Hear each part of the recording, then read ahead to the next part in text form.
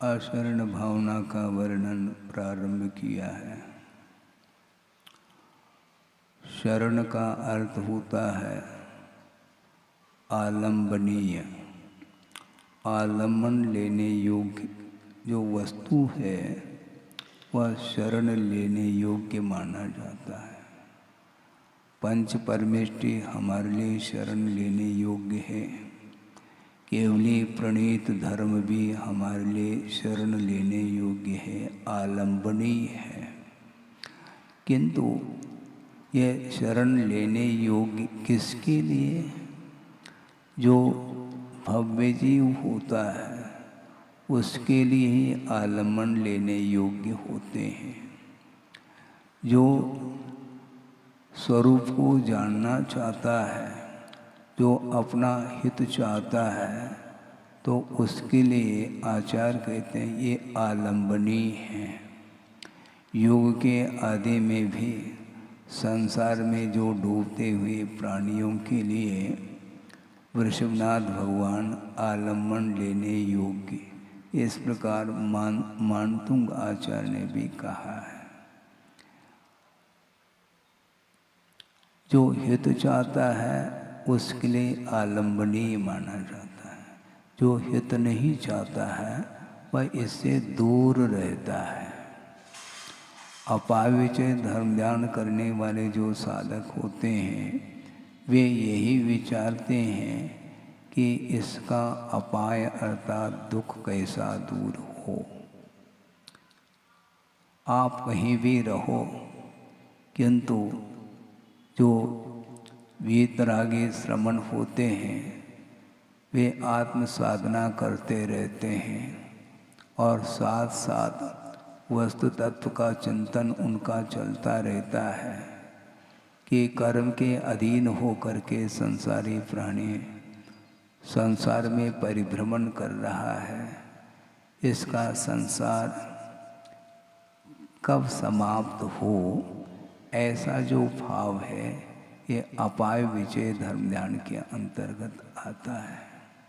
आप कहते हैं कि महाराज हमारे लिए आशीर्वाद दे दो, ठीक है, निषेध नहीं, किंतु जो ऐसे भी श्रमण होते हैं जो किसी के साथ कोई संबंध नहीं रखते हैं, किसी के साथ उनका कोई परिचय कोई लेन देन नहीं है और निरंतर साधना में वह ऐसे स्थान पर जाकर के साधना करते हैं जहाँ पर कोई जा नहीं सकता। सुदूर पहाड़, ऊंचे ऊंचे पहाड़ हैं, पर्वत हैं, गुफाएं हैं और ऐसा भयानक वह वन होता है जहाँ पर सूर्य प्रकाश के लिए भी कोई गुंजाइश नहीं। बड़े बड़े ऊंचे ऊंचे पेड़ हैं, वहाँ पर ऐसा लगता है कि दिन में भी रात होने को है। तो ऐसे एकांत स्थान पर जा कर के वो मनन चिंतन कर रहे हैं और जगत के कल्याण के बारे में सोच रहे हैं। वो क्या आपको आशीर्वाद नहीं देना चाहते हैं क्या?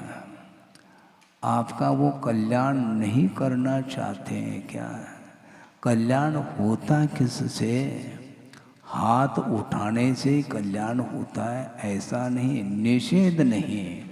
व्यवहार का मैं लोप नहीं करने जा रहा हूँ और लोप हो भी नहीं सकता, किंतु सामने व्यक्ति हो अथवा न भी हो तब भी विश्व के कल्याण के बारे में सोचना चाहिए। इसको धर्म ध्यान बोलते हैं। और गुरुदेव ने कई बार कहा है कि दूसरे के बारे में या दूसरे को लेकर के रोना यह धर्म ध्यान है। सभी लोग रो रहे हैं, अपने लिए जो रो रहा है वह धर्म ध्यान नहीं, क्योंकि उसमें स्वार्थ छिपा हुआ है। जो दूसरे के जीवन में जो कठिनाई आई है, जो दुख का अनुभव कर रहा है, उसको लेकर के उसका दुख दूर करने के लिए इस उद्देश्य को लेकर के आंखों में मान लो आंसू आ जाते हैं तो यह आर्थ ध्यान नहीं बल्कि धर्म ध्यान का स्वरूप है। एक श्लोक मुझे स्मरण में आ रहा है, हालांकि कार्तिकेयन परीक्षा तो चल ही रही है, प्रसंग के अनुरूप उस विषय को भी मैं रखना चाहता हूँ। तिशिदम बुभुक्षिदम वा दुहिदम दठूण जोय दुहिद मनो परिवज्जदितम किवया तस्से सा होद अनुकंपा। अनुकंपा का अर्थ क्या है? महाराज हमारे ऊपर कृपा करो, और दूसरे के ऊपर ये आपका विषय, लेकिन मेरे ऊपर तो कर लो। ये क्यों? आपके ऊपर ही क्यों? विश्व के ऊपर कृपा की जा रही है तो विश्व में आप शामिल नहीं है क्या? नहीं, व्यक्तिगत मैं चाहता हूँ, यही तो कमी है।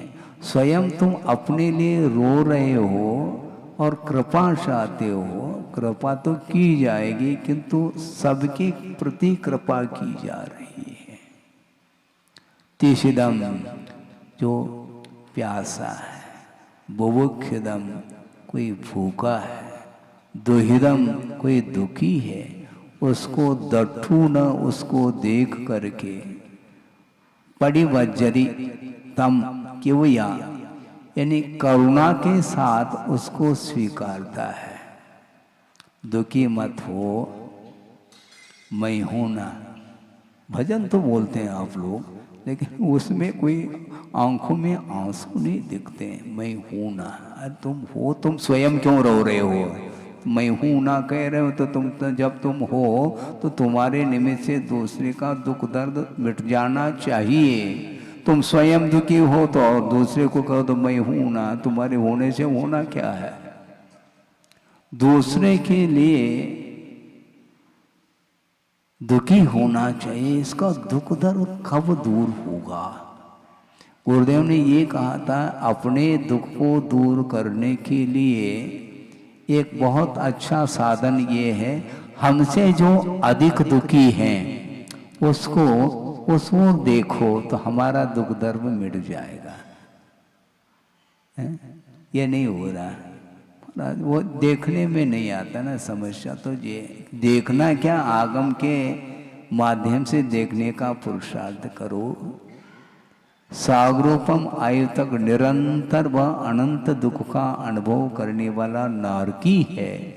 उस नरक संबंधी दुख का वर्णन स्वयं कार्तिकेय स्वामी आगे करेंगे संसार अनुप्रेक्षा में। उसको लेकर के आपको सोचना चाहिए कि हमारे बीच में कोई नारकी जीव आया नहीं है, किंतु जहाँ पर है वहाँ पर अनंत काल तक वह शारीरिक दुख निरंतर वह दुख अनुभव कर रहा है।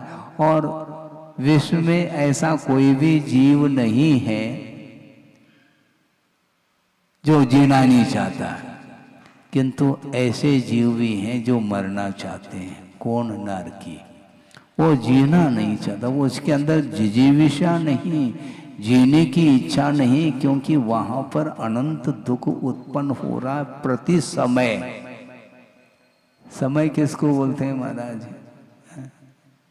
समय की व्याख्या, वह समय काल की इकाई मानी जाती है। आप सुन रहे हैं? हाँ, काल की इकाई। जिस प्रकार पुद्गल परमाणु व पौद्गलिक द्रव्य की इकाई मानी जाती है, जो अविभाज्य पुद्गल परमाणु, उसी प्रकार काल की जो इकाई है उसका नाम समय है।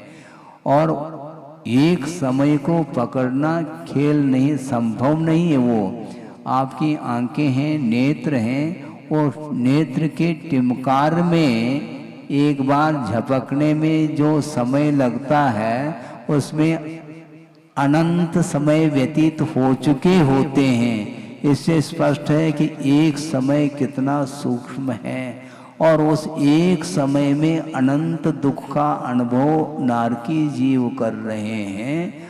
और उनकी आयु कितनी है? उत्कृष्ट आयु, जगन्य आयु। थोड़ा पढ़ो तो सही महाराज। आप तो पढ़ाएंगे 10 लक्षण परों में, हम पढ़ लेंगे। मात्र पढ़ना नहीं, उस विषय को सोचो समझो। 33 सागरोपम आयु तक निरंतर वह अनंत दुख का अनुभव कर रहा है। तिल तिल करे देह के खंड वाली बात है। आप भुजिया तलते हैं, पूड़ी तलते हैं ना आप लोग, सुनो, हाँ, आप लोग पूड़ी बनाते हैं ना, भुजिया तल देते हैं, तो उसी प्रकार उन नारकियों को कढ़ाऊ में तला जाता है। वहाँ पर कढ़ाऊ कहाँ से पहुँच गया महाराज, वहाँ तेल कहाँ से आ गया, यहाँ से ले गए क्या, नहीं ले, विक्रिया के माध्यम से वह स्वयं ही उस रूप परिणमन उनका होता है। वैतरणी नदी का अर्थ क्या, विक्रिया के माध्यम से वो भयानक वह नदी का रूप ले लेता है, जिसमें असंख्य जीव बिलबिला रहे हैं, वह स्वयं ही उन्हीं का वह रूप है। और उसमें जाकर के जिसको प्यास लगी है नारकी को, वह बहती हुई उस नदी को देख करके वो सोचता है कि भयंकर गर्मी का अनुभव हो रहा है, प्यास भी लगी है। उस प्यास को शांत करने के लिए वहाँ पर जाना चाहिए, और जाता है। जो ही एक घूंट पानी पीने का प्रयास करता है, उसके हाथ सारे सारे कट जाते हैं, उंगलियां। इतना क्षार युक्त वह पानी है, वो यहाँ का पानी नहीं है, वो स्वयं विक्रिया से उस प्रकार उसने रूप लिया है। करोत के समान जहाँ पर पत्र हैं, पेड़ के पत्र और छायादार वृक्ष देखने में आ रहा है, वहाँ पर जाने का प्रयास करता है। और हाँ, हरा भरा, उतने क्षण के लिए उसको साता का उदय आया है। कभी साता का उदय नरकों में आता है क्या, नहीं, मतलब आता तो है। वह वृक्ष हरा भरा दिख रहा है, छायादार, हाँ, वहाँ पर मुझे जाना चाहिए। ये जो उसको थोड़ी सी तसल्ली, जा करके बैठ गया, और करौत के समान वो पत्र गिर रहे हैं, और उसका शरीर क्षत विक्षत हो रहा है। ये सब क्या है, ये देखने में आ रहा है आपके सामने, नहीं आ रहा है। दुहिदम दठूना, जो दुखी जीव को देख करके उसको दुख को दूर करने का पुरुषार्थ करना, ये अनुकंपा मानी जाती है। कपने का नाम अनुकंपा नहीं, स्वयं तो कप रहा है, प्रतिकूलता के कारण, ठंड के कारण, गर्मी के कारण, अनेक प्रकार की वेदनाओं के कारण उसका शरीर कंपायमान है, कपकपी छूट रही है। किंतु जिसके जीवन में दुख, अनंत दुख आया है, उसके दुख को दूर करने के लिए बार बार वह सोचता है। इसी प्रकार श्रमण लोग भी रात दिन सोचते हैं, इस जीव का कल्याण कौन करेगा, कब होगा, क्या होगा। पूर्व कोटि तक भी श्रमण लोग एकांत में जाकर के आत्म कल्याण कर रहे हैं, साधना कर रहे हैं, किंतु वहाँ पर कोई भीड़ नहीं है। इसके बाद भी आप लोगों के बारे में वो रात दिन सोच रहे हैं, और आप सोचते हैं महाराज हमारे लिए कृपा करो, आशीर्वाद दे दो। आशीर्वाद क्या वस्तु क्या है? आशीर्वाद क्या वस्तु? बार बार नमोस्तु कम करते देखते ज्यादा। आप देख क्यों रहे हो? नमोस्तु तो करो। भीग करके भक्ति पूर्वक, आदर पूर्वक आराधना करो, उसके माध्यम से सब कुछ ठीक होगा। उसको स्वीकार कर लेना चाहिए। किसके साथ? करुणा के साथ, क्योंकि वह करुणा का पात्र है। उसके प्रति करुणा की जाती है, और करना चाहिए। जो हित चाहता है उसके प्रति ही दया की जाती है, करुणा भी की जाती है। अनुकंपा इसी को बोलते हैं। किंतु जो जीव हित नहीं चाहता है उसके प्रति हम द्वेष भाव रख लें, ऐसा नहीं। द्वेष के लिए तो कहीं भी आगम में स्थान नहीं दिया। थोड़ा सा इस सिद्धांत को समझने का प्रयास करें, क्योंकि पल पल प्रतिपल संसारी प्राणी किसी न किसी वस्तु को लेकर के या तो राग करता है अथवा किसी के प्रति द्वेष करता है। क्रोध, मान, माया, लोभ ये 4 कषाय हैं और राग और द्वेष ये 2 भाव होते हैं। तो आचार्यों ने स्पष्ट वर्णन किया सिद्धांत ग्रंथों में, क्रोध और मान इन दोनों में द्वेष गर्भित होता है। आप ध्यान से सुने, द्वेष किस कषाय में गर्भित होता है? क्रोध और मान इसमें द्वेष गर्भित हो रहा है, और माया और लोभ में राग गर्भित हो रहा है। राग और द्वेष ये चारों कषाय में गर्भित हो जाएंगे। क्रोध आ रहा है तो महाराज इसको कुछ समझाओ, बहुत क्रोध कर रहा है। अच्छा, और मान लो कोई क्रोध नहीं कर रहा है तो वो कषाय नहीं, मतलब उसके अंदर इस क्रोध से भी भयानक कषाय जो है ना मान है। ये मान का पुतला है ये। हाँ, इंसल्ट हो जाए तो बस ऐसी वेदना होती है कि बस इसको मैं नहीं छोड़ूंगा। मान हानि का दावा है? होता है, होता है कि ये क्या मान है, क्या सम्मान है। सोचो तो सही, आखिर वह एक कर्णेंद्रिय का विषय ही मात्र बन रहा है। किसी ने मान लो आपकी प्रशंसा कर ली तो उसका प्रतिकार नहीं करेंगे आप, वंस मोर कहेंगे। और किसी ने गाली दे दी तो फिर कमर कसेंगे, बाहुओं को देखता हूं मैं मैदान में, आ जा बेटा। हाँ, गाली भी एक कर्णेंद्रिय का विषय, वो शब्द ही तो है, वह शब्द ही तो है जिसने आपको गाली दे दी। अच्छा, एक और मैं कहना चाहता हूं, किसी ने गाली दे दी और इतने लोगों ने उस गाली को सुन लिया, किसी को कोई प्रतिकार का भाव नहीं आ रहा है। किसको आ रहा है? जिसको फोकस किया है नाम लेकर के, वह तिलमिला रहा है। बाकी सारे सारे कोई प्रतिकार का भाव नहीं, और एक ही व्यक्ति के भीतर वह प्रतिकार का भाव उभर करके आ रहा है। इसको बोलते हैं शब्द का प्रभाव, जबकि वह मात्र कर्णेंद्रिय का विषय बन रहा है, लेकिन उसके कारण वह पीड़ा का अनुभव करता है। ये सब कुछ सोचना चाहिए, लेकिन गृहस्थ की भूमिका में ये संभव नहीं है। संभव नहीं है ऐसा नहीं कहा जा रहा है, क्योंकि वह बहुत जल्दी वह प्रभावित हो रहा है। प्रशंसा के माध्यम से भी प्रभावित होता है और निंदा के द्वारा भी वह प्रभावित होता है, किंतु वह निंदा परक जो वचन है वो वचन आपके लिए प्रिय नहीं है, इसलिए उसके प्रति द्वेष भाव जागृत हो रहा है और वह प्रतिकार का भाव कर लेता है, और जिसने गाली दे दी उसके ऊपर वह क्रुद्ध हो जाता है। क्यों? उसके प्रति द्वेष भाव जागृत है। और जिसने आपकी प्रशंसा कर ली तो उसको आप फूल के समान उठाना चाह रहे हैं उसको। क्यों? उसके प्रति आपका राग भाव जागृत हुआ है। सोचो, विचार करो।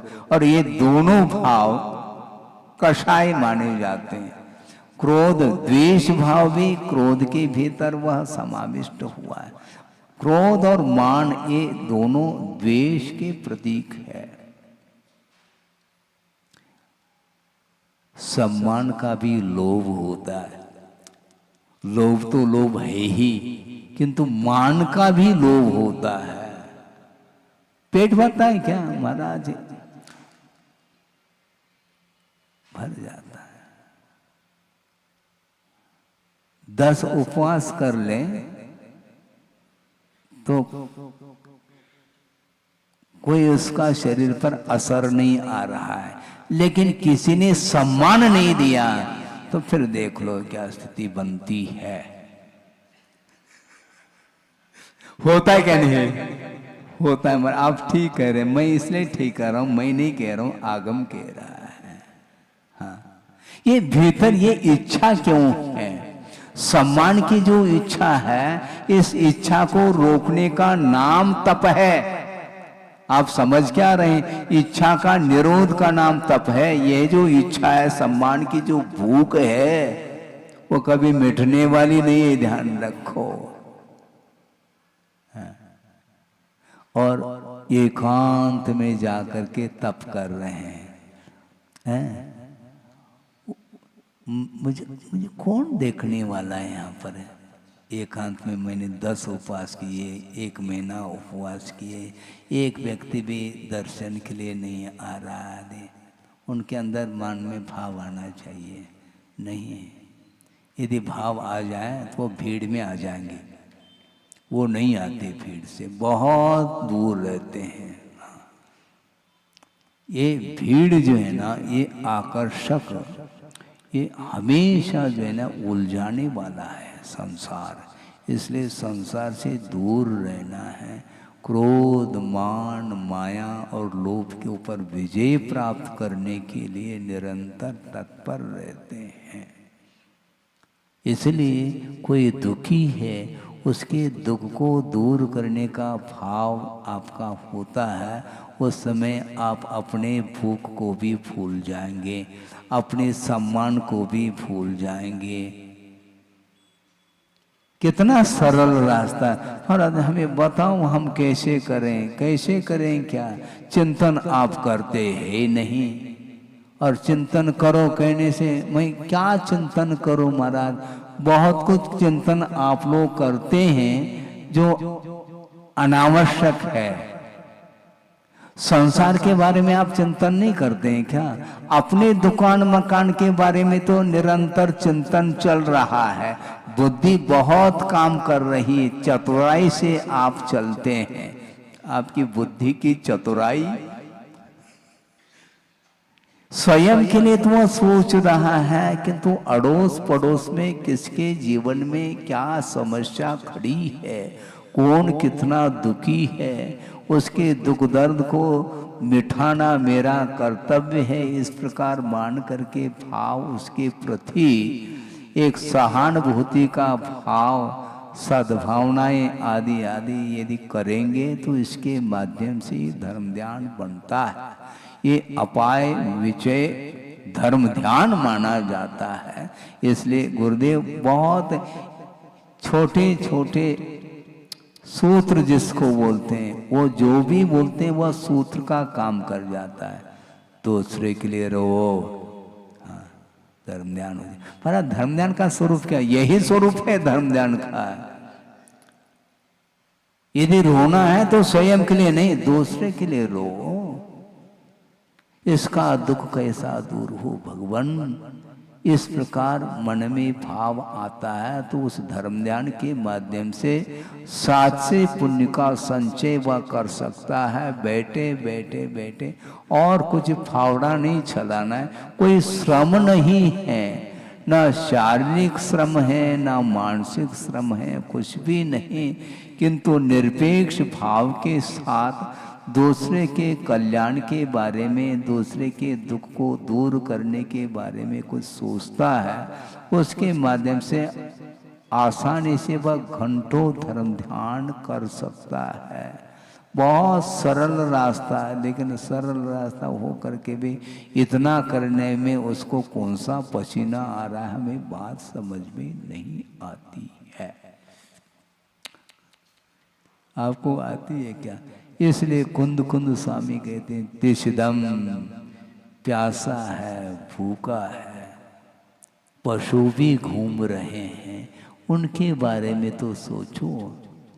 उनके बारे में कभी आपको शत्रुता का भाव आता है क्या? है? नहीं आता है? आता है?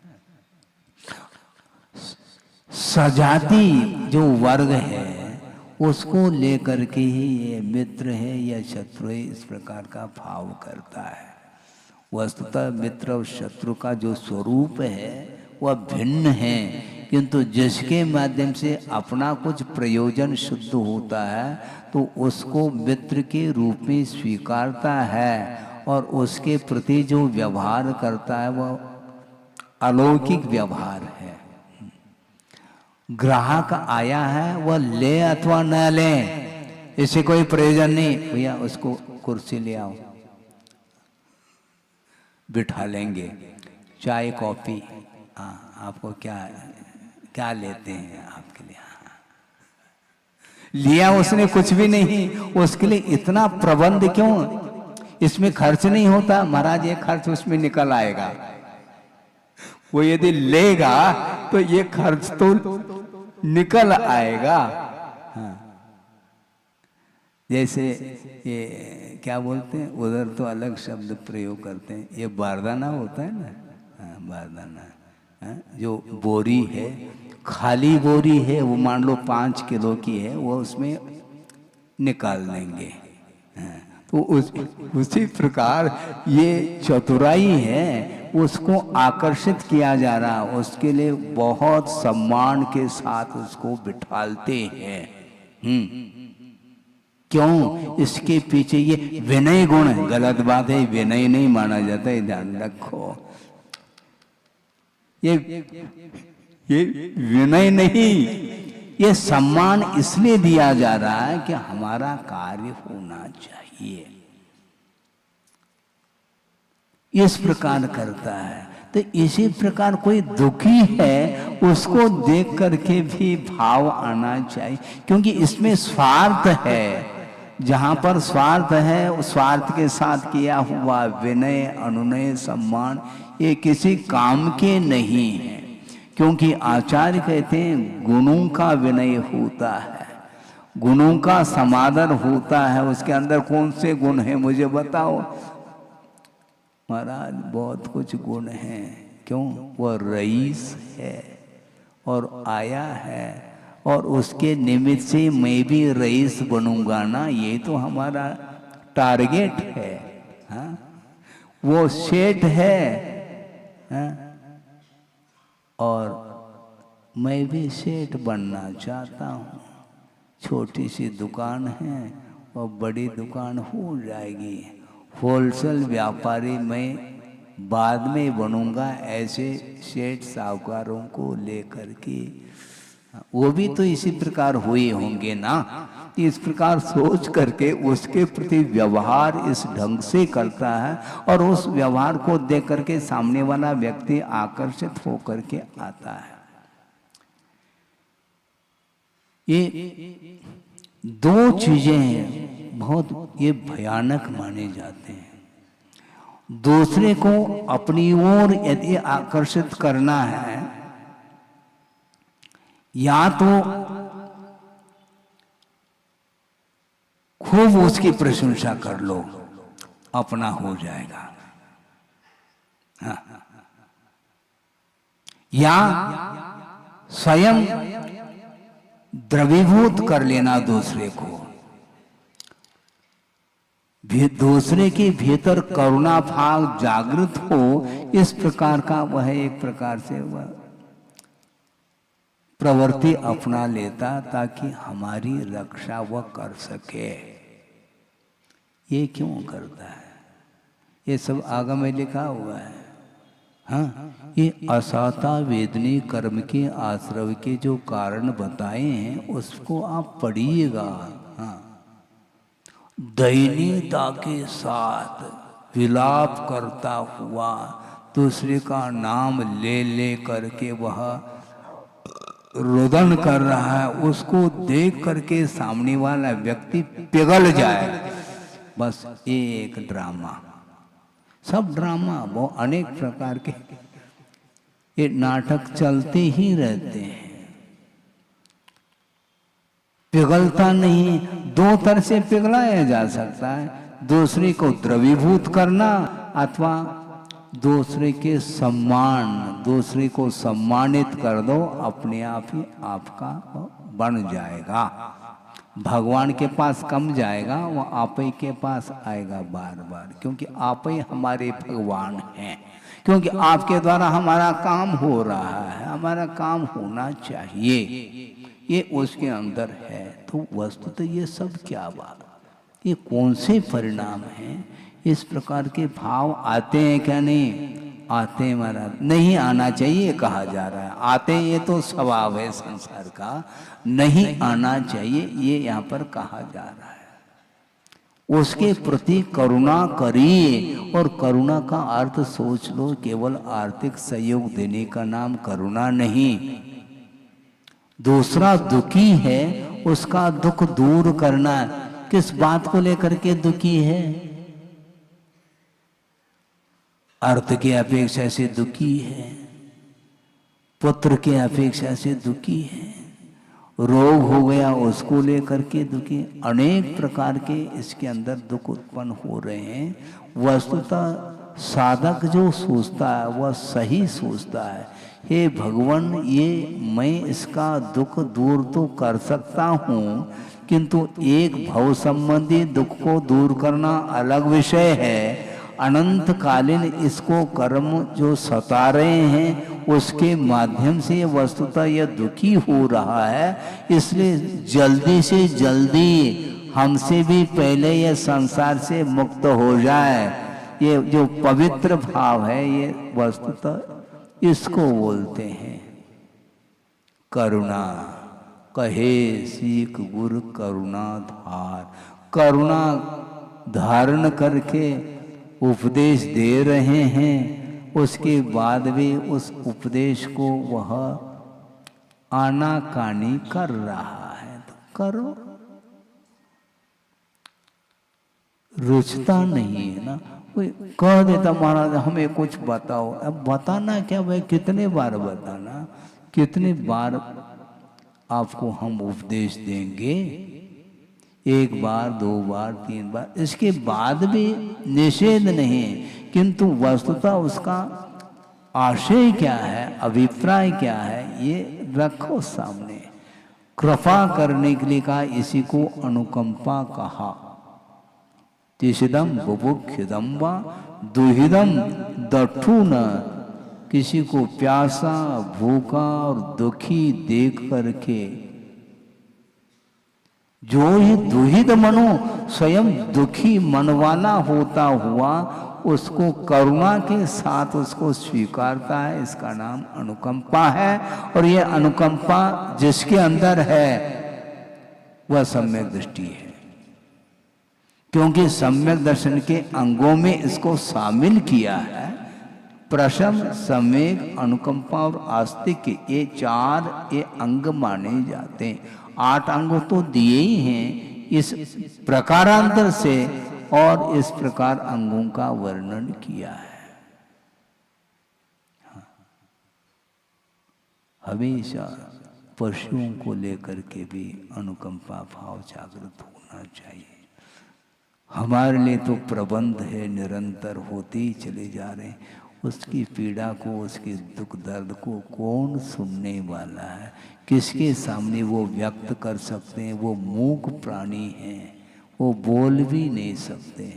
जैसे मान लो नवजात शिशु है, वो बोलता कुछ नहीं, क्योंकि बोलने की क्षमता उसके अंदर अभी नहीं आई है, किंतु वह रो करके अपने दुख को वह प्रेषित कर रहा है, अपने भावों को वह रोता है। रोने से कम आपको ज्ञात हो जाएगा इसको कुछ न कुछ आवश्यकता है। तो उसी प्रकार वो कैसे रोएंगे आपके सामने, अपने भावों को कैसे व्यक्त करेंगे? समय पर न उसको पानी मिल रहा है, न भोजन मिल रहा है, कुछ भी नहीं मिल रहा है। रहने के लिए कोई आवास की व्यवस्था नहीं, धूप है, सर्दी है, बारिश है, सब में वो आवारा घूम रहे हैं। उनके प्रति कभी भी करुणा का भाव जागृत नहीं होगा तो अनुकंपा किसको बोलेंगे। इसलिए दूसरे के दुखी मन को देख करके आपके अंदर दया का भाव जागृत होना चाहिए, क्योंकि वह शरण चाह रहा है और हम उसको शरण दे नहीं पा रहे। वैसे देखा जाए कि शरण लेने योग्य संसार में कोई नहीं है। हाँ, पंच परमेष्टि को छोड़ करके हमारे और कोई भी शरण लेने योग्य वस्तु नहीं है। इस प्रकार कल यहाँ पर बात कही थी, क्योंकि संसार में कोई भी शरण इसलिए नहीं है जो बड़े बड़े इंद्रादिक जो पद को धारण किए हुए लोग हैं, जीव हैं, वे भी विलय को प्राप्त हुए हैं। हरि है, हर है, ब्रह्मा है, जो विशिष्ट बलशाली माने जाते हैं, शक्तिशाली माने जाते हैं, वे भी काल के चपेट में आकर के अवसान को प्राप्त होते हैं। हाँ, काल किसी को नहीं छोड़ेगा। काल सिंह ने मृग चेतन को घेरा भवन में, नहीं बचावन हारा कोई, यों समझो मन में। इतनी पंक्ति है और ये दोहराया नहीं जा रहा है, और कदम कदम पर दूसरे के शरण चले जा रहे हैं हम। दयनीयता के साथ जीवन जीने की अपेक्षा आप 4 ही दिन जीवन जियो, किंतु मेरे लिए संसार में कोई भी शरण लेने योग्य नहीं सिवाय धर्म के अलावा। इस प्रकार सोचता है तो वह आचरण अनुप्रेक्षा मानी जाती है। आगे की कारिका ले रहे हैं। सिंहस्क में पड़िदम सारंगम जहन रख दे कोवी, तहमिचुनाय गहियम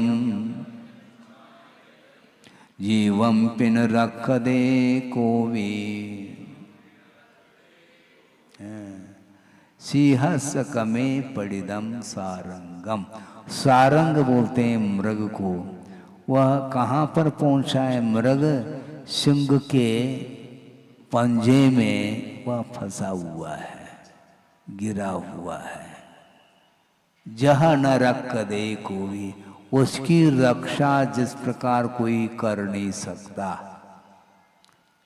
सिंह के पास पहुंचा है तो उसको कौन बचा सकता है। तह मिचुनाय गहियम, उसी प्रकार मृत्यु के द्वारा ग्रहित जो जीव है उसकी भी रक्षा कोई नहीं कर सकता। न रख दे को भी, देव भी हो तो भी उसकी रक्षा उनके द्वारा नहीं हो सकती। यदि रक्षा होगी तो देवादि देव के माध्यम से ही संसारी प्राणी की रक्षा हो सकती है, क्योंकि जिसका जन्म हुआ है उसका अवसान होगा, यह वस्तु का स्वरूप है।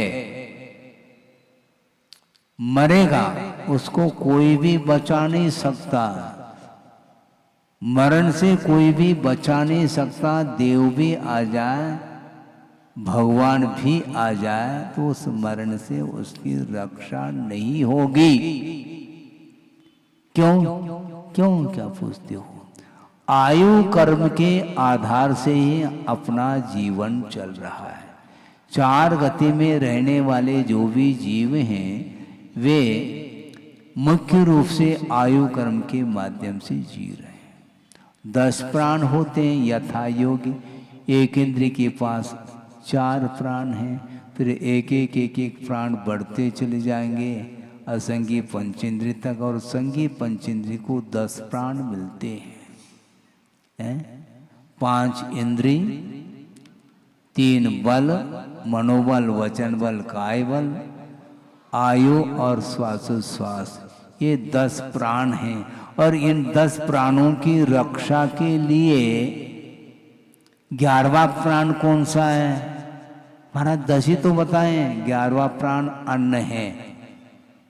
अन्न के बिना आयु कर्म के माध्यम से संसार प्राणी जी रहा, ये क्लियर है, किंतु आयु कर्म की रक्षा जो होगी वह अन्न के द्वारा, भोजन के द्वारा। हम और आप कवलाहारी है। अब ये 11वां प्राण हो गया। और अन्न कहाँ से मिलेगा?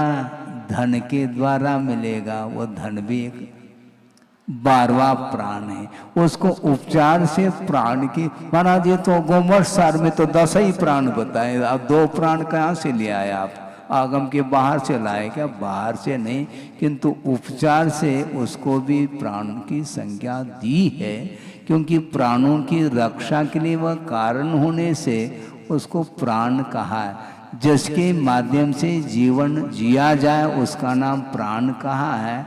ऐसे यथा योग्य 10 प्राण हैं, किंतु इन 10 प्राणों की रक्षा जो होगी उसमें जो सहयोगी बनता है उसको भी प्राण की संज्ञा उपचार से दी गई है। तो इसलिए आप लोग आयु कर्म के साथ जीते हुए भी धन के माध्यम से, अन्न के माध्यम से जीवन यापन हो रहा है। लेकिन यह भी एक लिमिटेशन है। आयु कर्म समाप्त होने को है, मान लो 2-5 साल अभी शेष है, ठीक है, लेकिन वो तो होना ही है। अब उस समय शरीर कृष्ण हुआ है, शरीर के अंग प्रत्यंग उपांग सारे शिथिल हो चुके हैं। उस समय कोई भी इसके लिए, इसके पोषण के लिए अच्छे पौष्टिक खोवा, रबड़ी ने जिंदगी भर खिलाया है, थोड़ा और तो प्रयोग करो, क्यों हंस रहे हैं? प्रतिदिन खोवा मंडी जाते हो, अब खोवा मंडी जाने की हिम्मत ही नहीं है उसके पास। अब वो जीवन भर खोवा खाया है, फिर वह शरीर पुष्ट क्यों नहीं है? जब तक आयु है तब तक शरीर का पोषण हो सकता है, बाद में तो उसको कुछ भी खिलाओ पिलाओ वह शिथिल हो चुका है। उल्टी गिनती प्रारंभ हो चुकी है। उसको कौन बचा सकता है?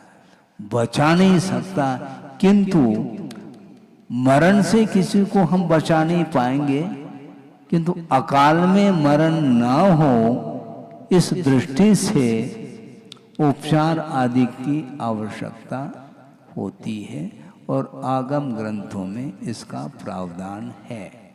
आहार दान, औषध दान है, और अभय दान, आवास दान आदि बहुत सारे हैं। और ज्ञान दान, उसको तो भूल ही रहे हैं आप, हैं? ज्ञान दान देना चाहिए। महाराज आप ही का विषय है, हम कहाँ दे पाएंगे, हैं? तो हम जो दे रहे हैं ज्ञान, वो आपके अंदर स्टोर हो रहा है क्या? नहीं है? क्या एक कान से सुन करके दूसरे कान से निकाल रहे हैं क्या? माइक के समान कुछ रख रहे हैं क्या? नहीं।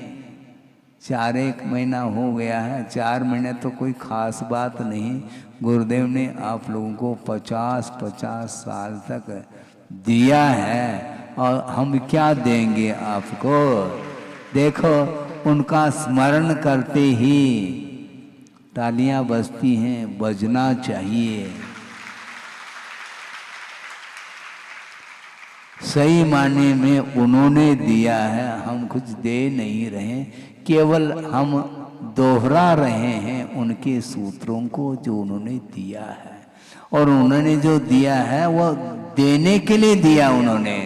स्वयं भी इसका प्रयोग करो, इस ज्ञान का, और जो प्रयोग करना चाहता है, अपने जीवन में उतारना चाहते हैं, उसके लिए भी बिना किसी अपेक्षा के, उसके कल्याण के हित के दृष्टि से ज्ञान को बांटना चाहिए, इस प्रकार कह करके गए हैं। इसलिए ज्ञान दान भी है, औषध दान भी है, आहार दान तो आप देते ही रहते हैं। तो इसीलिए ये सारे इन दान के माध्यम से अकाल मरण से बचाया जा रहा है, न कि मरण से बचाया जा रहा है। मरण से कोई भी नहीं बचा सकता। इसलिए सिंहस कमे पड़िदम सारंगम जहन रख दे को भी। वह मृग पहुंच गया है, सिंह के निकट पहुंचा है, उसके पंजे में आ चुका है, उसकी रक्षा अब कोई भी देव भी नहीं कर सकेंगे। उसी प्रकार मृत्यु के द्वारा यह जीव ग्रहित हो चुका है, उसकी रक्षा कौन कर सकता है। इसलिए मृत्यु से बचना चाहो तो मृत्युंजयी बनो, मृत्यु के ऊपर विजय प्राप्त करो। हम एक दूसरे के ऊपर भिड़ करके युद्ध करके दूसरे के ऊपर विजय प्राप्त करने की बात करते हैं। मृत्युंजयी बनो। दुख खाओ कम खाओ बोई लाहो सुगय गमनम समाई मरणम। इसको तो भूल रहा है संसारी प्राणी और एक दूसरे के साथ भिड़ रहा है। भिड़ते रहो। जो दूसरे के साथ भिड़ेगा, दूसरे को शत्रु के रूप में देखेगा, वो कभी भी कर्मों के ऊपर विजय प्राप्त नहीं कर सकता। ये सिद्धांत है। इसलिए बहुत ही अच्छा स्वर्णिम अवसर है, मनुष्य जीवन मिला है, ये पर्याय मिली है। इसको सार्थक यदि सिद्ध करना चाहो तो निरंतर 12 भावना का चिंतन करो। कहाँ लगे हो दूसरे के पीछे, संघर्ष चल रहा है संसार, एक दूसरे के साथ संघर्ष है। और यहाँ पर एक दूसरे को भिड़ाने में आनंद लेता है, वह नीचे जाता है। कहाँ पर? नारकियों को भिड़ाने के लिए। हाँ, क्योंकि भिड़ाने में आनंद आता है उसको। हाँ, तो वहाँ पहुँच जाता है। असुर कुमार का देव होता है और वहाँ पर पहुँच जाता है, नारकियों को परस्पर में भिड़ाता है और आनंद का अनुभव। इसको बोलते हैं रौद्र ध्यान। यहाँ पर बैठे बैठे धर्म ध्यान करने के लिए अवसर था, उस अवसर को खो लिया और वहां जाकर के उसका पतन हो गया। हमारा उत्थान कैसा हो है? एक दूसरे के प्रति भिड़ना बंद करो तो उत्थान होगा, नहीं तो पतन ही पतन है। कितना सरल रास्ता है और इसको ज्यादा समझाने की क्या आवश्यकता है। आप दूसरे को सहयोग नहीं दे सको, कोई बाधा नहीं कथनचित, किंतु दूसरे के प्रति जो अहित का भाव है वो तो नहीं होना चाहिए। ये सबसे अनर्थकारी कार्य माना जाता है। इसलिए स्वयं ही अपने ही परिणामों के माध्यम से वह पतित होता चला जाता है और हाथ जोड़ता है, महाराज हमारा उत्थान कैसा हो। जब तुम्हारा उत्थान होने योग्य जो पर्याय मिली थी, उस समय उत्थान क्यों नहीं किया तुमने? बाद में देख लेंगे। अब ठीक है, फिर बाद में देख लो। आपने कहा था अभी बहुत समय है महाराज, अभी तो खाने पीने के दिन है, खाओ पियो, दिन को भी खाओ और रात को भी खाओ। खाने पीने के दिन है, सोचने के दिन है। 8 साल होने के उपरांत वह उसके अंदर आत्म तत्व का स्वरूप क्या है वह बोध प्राप्त हो सकता है। लेकिन एकमात्र कहने का विषय हुआ है, करने वाला कोई कर नहीं पा रहा है।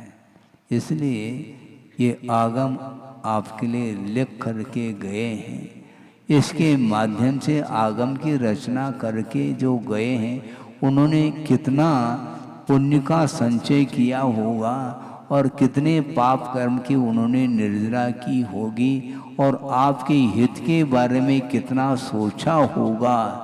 पूरा जीवन ही व्यतीत किया है धर्म ध्यान के माध्यम से और लास्ट में अथवा बीच में वह धर्म ध्यान इस प्रकार वह वर्धमान होता चला गया तो धर्मदान भी वह शुक्ल ध्यान के रूप में परिवर्तित हो करके वह मोक्ष के लिए कारण सिद्ध हुआ है।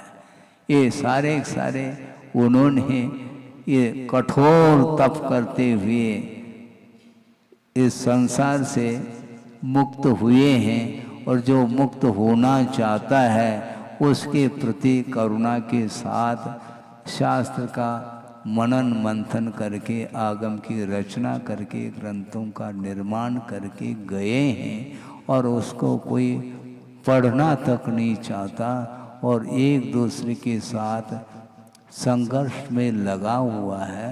संघर्ष के माध्यम से कभी भी उत्थान नहीं होता। यदि संघर्ष करना है तो कर्मों के साथ संघर्ष होना चाहिए। कर्म क्षय के लिए आप संघर्ष करो। तुम क्रोध करो, किसके ऊपर? क्रोध के ऊपर। दूसरे के ऊपर क्रोध क्यों कर रहे हो? जो क्रोध का उदय आ रहा उसके ऊपर क्रोध करो, अर्थात उसको पछाड़ने का पुरुषार्थ करो। क्रोध को जीतना है, मान को जीतना है, माया और लोभ को जीतना, यही वस्तुतः जीत मानी जाती। इन चारों कषायों को ऊपर जो विजय प्राप्त करने के लिए कटिबद्ध है वही वस्तुतः इस अनुप्रेक्षा का चिंतन करता हुआ अपने जीवन को सार्थक बना रहा है। हमें भी सार्थक बनाना चाहिए। आपका समय हो चुका है 9:30, क्योंकि बाद में थोड़ा सा विषय समय ज़्यादा चाहिए आपको। 15 मिनट में काम नहीं हो पाता है, इसलिए उदारता के साथ 10 मिनट और दिया जा रहा है, क्योंकि वह भी अपना ही काम है। अपना मतलब धर्म का ही काम है। और मात्र चिंतन करने का अर्थ क्या? वो भी चिंतन ही तो है, और क्या है? और कौन सा चिंतन है? गुरुदेव ने जो प्रकल्प दिया है उसको आगे बढ़ाने के लिए वह भी एक प्रकार से आगम के अनुरूप उसको वह भी माध्यम है। केवल यही माध्यम नहीं कि ग्रंथ खोलो और पढ़ो और जिनवानी स्तुति करो। करना तो है, जिनवानी स्तुति करो, किंतु ये रचनात्मक जो कार्य दिया है गुरुदेव ने वो आप लोगों, क्योंकि आप लोगों का पेपर है, हमारा पेपर तो 1 घंटे का पूर्ण हो चुका है। बोधि समाधि परिणाम शुद्धि स्वात्मोपलब्धि शिव शोक सिद्धि चिंतामणिम चिंतित वस्तुदाने त्वा वंदमानस्य ममास्तुते। परम पूजाचार्य गुरुवर श्री विद्यासागर जी मुनि महाराज की जय।